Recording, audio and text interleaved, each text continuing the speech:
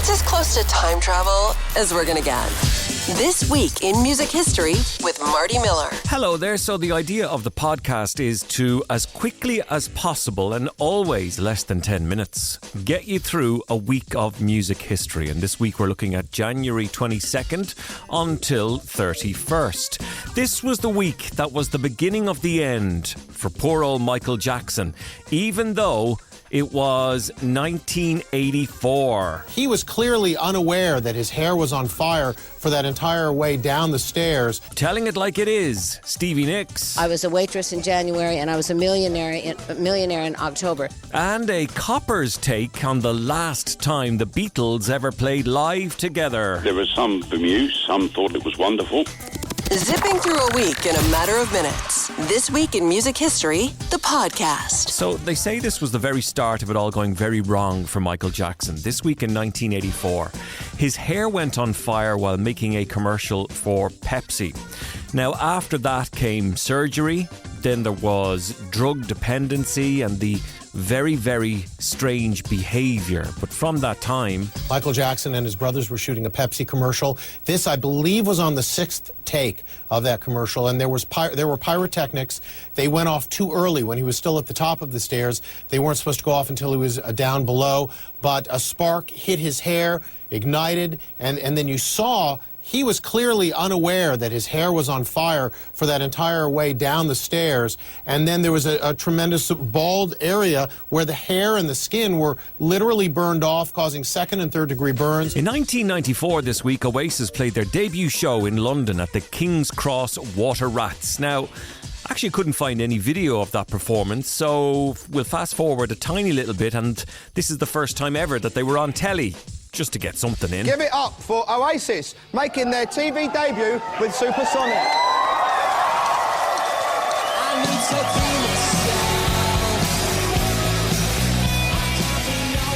God, he was some man for one man. In 1968, and I don't mean that in a good way, at an adult movie theatre in Las Vegas, Jim Morrison was arrested for being drunk and disorderly.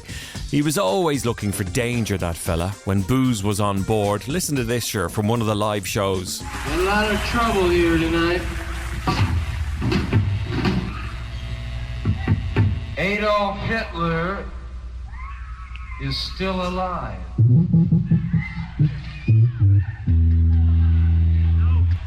Come out from behind that false mustache, Adolf. I know you're in there. This Week in Music History, a week in less than 10 minutes. In 1978 this week, Fleetwood Mac's LP Rumours went to number one on the album chart in America and in the UK, selling over 15 million copies. This is Stevie Nicks. So I was a waitress in January and I was a millionaire in October. So then we started Rumours. And so we were a little more indulgent because we had some money and we could spend a little more time. So we started our songwriting process. And then we went in and, you know, everybody was breaking up. And of course that always adds for really great songwriting. Very sad 1979 when 16-year-old Brenda Spencer killed 2 people and wounded 9 others, firing from her house across the street to the entrance of San Diego's Grover Cleveland Elementary School. When asked why she did it, she said, "I don't like Mondays." This is Brenda's mum. She was always happy and a good child, well behaved, never had any problems in school. My little girl, and she's not a monster. In 1969, the Beatles with Billy Preston played their lunchtime rooftop gig on top of the Apple building on Savile Row, London, lasting for just over 40 minutes. It was the last time that the Beatles performed live with each other, and it was from a roof. This type of music is all right in this place, and it's quite enjoyable, but I think it's a bit of an imposition to absolutely disrupt all the business in this area. I'd like to say thank you on behalf of the group and ourselves. I hope we pass the auditioning. And this from a chat I had with the copper, the policeman, PC Ray Shaler, who was sent to shut it down because of traffic issues. He recalls... There were some that were annoyed that I spoke to. There were some bemused, some thought it was wonderful. But the main problem with it was, Marty, that they blocked Savile Row, which blocked Bond Street, which blocked Piccadilly, which blocked Regent Street, and the whole of the West End, for the hour they were up there, was at a standstill. This week in 1973, after changing their name from Wicked Lester, Gene, Paul, Ace and Peter made their first appearance as Kiss in Queens, New York.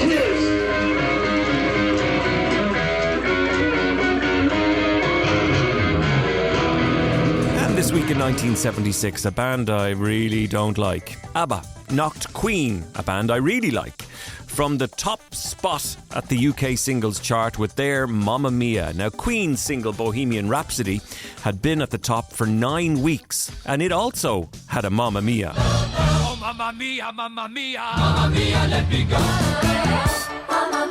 Finally, we'll go back to Jim Morrison for 1 minute and an awful collaboration in 2007. Jim Morrison enlisted to help fight global warming more than 35 years at the time after his death. Woman in the Window was a poem written and recorded by Jim shortly before he died in 1971, and then somebody decided to set it to music and use it to publicise the Global Cool campaign, which clearly has done loads to save the world. But here's how that whole thing came together, and it just doesn't work in my ears. I am the woman in the window. I am the woman, see the children. And that is a look at this week in music history, January 27th until 31st. Thanks for listening. The podcast, another one for you. Same time, same place, next week. Zipping through a week in a matter of minutes. This week in music history, the podcast.